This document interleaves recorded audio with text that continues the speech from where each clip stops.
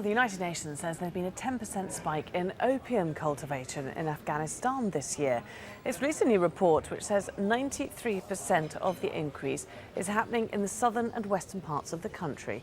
A total of 355 hectares of poppy eradication was carried out this year. And the UN said that's a steep 91% decline in eradication from 2015.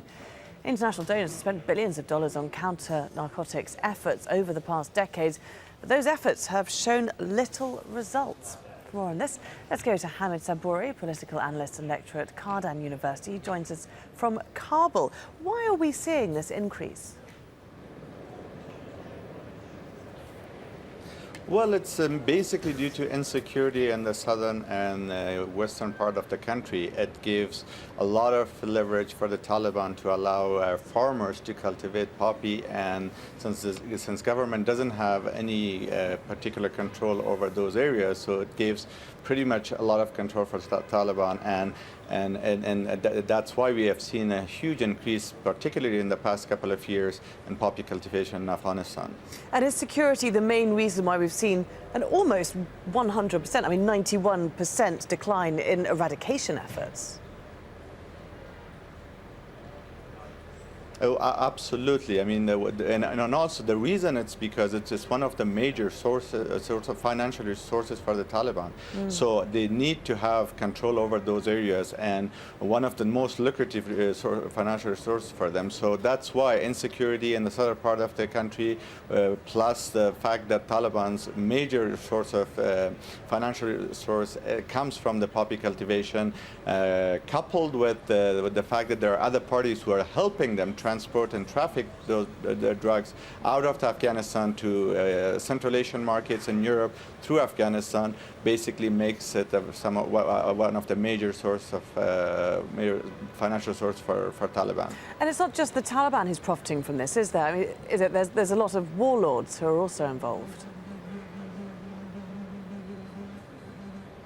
Oh, absolutely. I mean, it can be a source of financial source for Taliban unless there are other parties involved in it, because Taliban might have control over the cultivation of poppies in Afghanistan, but the fact of the matter is that they cannot transport it all over Afghanistan or through taking it all the way from Afghanistan to other markets if other parties, former warlords and mafia groups are not involved in that entire process. It needs to be processed, it needs to be transported, and then there are a number of groups that are involved in helping that business grow in Afghanistan and all the way to making its way to Europe and Central Asia.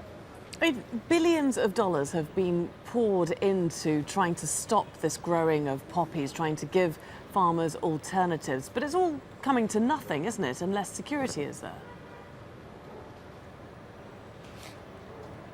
Well, security is one issue, but I mean the way the money is spent, most of the money that is spent in trying to eradicate poppy cultivation in Afghanistan, it has been ineffective, mostly because of the fact that the solutions that they have tried in Afghanistan didn't work properly. They tried to eradicate poppy cultivation without really coming up with alternatives for the farmers. So basically, those plus security plus the failed programs that didn't really help farmers to find alternatives to poppy cultivation didn't really work together in the past couple of years. Hamid Saboory, very interesting indeed to speak to you. Thanks for joining us there from Kabul.